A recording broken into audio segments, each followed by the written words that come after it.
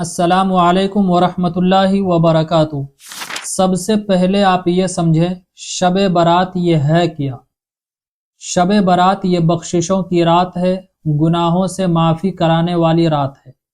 اس رات میں اللہ رب العزت اپنے بندے کے گناہوں کو معاف فرما دیتا ہے، اگرچہ وہ گناہ سمندر کے جھاگ کے برابر ہی کیوں نہ ہو۔ تو شب برات کی حقیقت یہی ہے کہ اس رات میں ہم عبادتیں کریں، اور عبادت میں جو ہمیں اچھا لگے، تسبیح پڑھنا چاہیں تو تسبیح پڑھیں، قرآن کریم کی تلاوت کرنا چاہیں تو قرآن کریم کی تلاوتیں کریں، نوافل نماز پڑھنا چاہیں تو نوافل نماز پڑھیں، جو ہمیں اچھا لگے، قضاء عمری پڑھنا چاہیں تو قضاء عمری پڑھیں، صلاۃ التسبیح، صلاۃ الحاجت، اوابین، جو نماز ہمیں اچھا لگے ہم وہ نماز پڑھیں۔ یہ شب برات کا مطلب ہے۔ لیکن ان کے علاوہ لوگوں نے شب برات کے ساتھ پتہ نہیں کتنی چیزیں جوڑ رکھی ہیں جن کا کہیں سے بھی کہیں تک ثبوت نہیں ملتا ہے۔ اب وہ چیزیں کون کون سی ہیں اسے آپ دھیان سے سنیں، اور یہ چیزیں میں آپ کو اس وجہ سے پہلے سے ہی بتا دیتا ہوں تاکہ آپ کو ان چیزوں کی معلومات ہو جائے اور آپ ان چیزوں سے اویئر رہیں، بچ کر رہیں، کیونکہ کوئی بھی ایسا کام جسے ہم کر رہے ہیں اگر وہ اللہ اور اللہ کے رسول کے مطابق نہیں ہوگا تو وہ بدعت بن جائے گا۔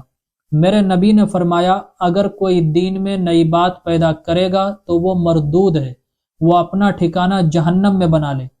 آئیے جانتے ہیں وہ چیزیں کون کون سی ہیں جن سے ہمیں اویئر رہنے کی ضرورت ہے۔ نمبر 1، شب برات کا خاص غسل۔ سوشل میڈیا پر اس ٹائپس کی بھی باتیں چل رہی ہے کہ شب برات کے موقع پر خاص غسل کیا جائے، بیری کے ساتھ پتے سے، اس غسل کے کرنے سے اتنا ثواب ملتا ہے، فلاں چیزیں حاصل ہو جاتی ہے۔ تو اس کی کوئی حقیقت نہیں ہے، اس سے بچ کر رہیں۔ ہاں، غسل کرنا چاہتے ہیں، واقعی غسل کی ضرورت ہے یا سنت سمجھ کر کرنا چاہتے ہیں تو غسل کریں جس طریقے سے عام دنوں میں ہم غسل کرتے ہیں، لیکن شب برات کا کوئی خاص غسل نہیں ہے اور اس غسل کا کوئی ثواب ہو، اس کی کوئی فضیلت ہو، ایسی کوئی بات نہیں ہے۔ نمبر 2، کچھ لوگ یہ سمجھتے ہیں کہ ساری رات جاگنا ضروری ہے۔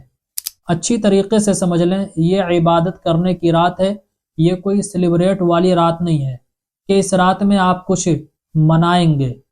جتنی دیر عبادت کر سکتے ہیں عبادت کریں، 2 گھنٹہ، 4 گھنٹہ، 6 گھنٹہ، جتنا آپ کا دل کرے، اس کے بعد سو جائیں۔ اب ہوتا کیا ہے، ہم پوری رات جاگتے ہیں، شہروں کے چکر لگاتے ہیں، ٹولی بنا کر گھومتے ہیں، اور جیسے ہی فجر کا ٹائم ہوا سو جاتے ہیں، خراٹہ لینا شروع کر دیتے ہیں۔ تو پھر اس سے کوئی فائدہ نہیں ہے۔ پھر تو آپ سے اچھا وہ ہے جنہوں نے رات میں عبادت تو نہیں کی لیکن فجر کی نماز پڑھی ہے، چونکہ فجر کی نماز کا پڑھنا فرض ہے اور شب برات کی رات عبادت کرنا یہ فرض نہیں ہے۔ اس لیے اگر شب برات میں عبادت کی نیت سے جاگتے ہیں اور عبادت کرتے ہیں پھر آپ کو ثواب ملے گا، اور اگر جاگتے تو ہیں لیکن عبادت نہیں کرتے ہیں، صرف گھومنے میں ٹائم پاس کر دیتے ہیں، پھر آپ کو ثواب نہیں ملے گا۔ پھر ایسے جاگنے کا کوئی فائدہ نہیں ہے، اس سے بہتر ہے آپ سو جائیں۔ نمبر 3، خاص نمازیں پڑھنا۔ سوشل میڈیا پر یہ باتیں چل رہی ہے کہ اتنی رکعت نفل نماز پڑھو، اور پہلی رکعت میں یہ سورت پڑھو، دوسری رکعت میں یہ سورت پڑھو، اور اس نماز کو مغرب کی نماز کے بعد پڑھو۔ تو میرے عزیز بھائیوں اور بہنوں، اس طریقے کے کوئی بھی عبادات نہیں ہے، اس طریقے کی کوئی بھی بات نہیں ہے، یہ سب لوگوں کے اپنے بنائے ہوئے طریقے ہیں۔ میرے نبی نے اس طریقے کی کوئی بھی نماز نہیں پڑھی ہے جو شب برات میں خاص طور پر پڑھی جاتی ہو، یا پھر اس نماز کی کوئی الگ سے خاص فضیلت ہو، یا اس نماز کے پڑھنے سے زیادہ ثواب ملتا ہو۔ اگر ایسی کوئی نماز ہوتی تو میرے نبی پڑھتے اور صحابہ کرام کو بتاتے، پھر صحابہ کرام بھی وہ نماز پڑھتے۔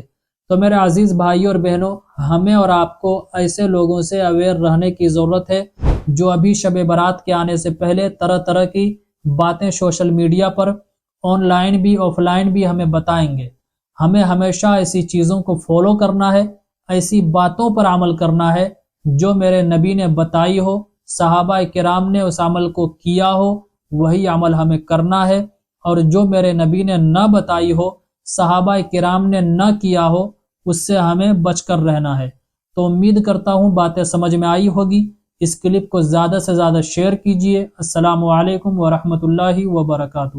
اسلامک اسکالر مفتی خضر حیات پارس منی کے آفیشیل چینل کو سبسکرائب کیجئے، جہاں پر ملیں گے آپ کو مفتی صاحب کے بیانات، اسلامک ہسٹری، شرعی مسائل اور بھی بہت کچھ سیکھنے کو۔ جزاک اللہ۔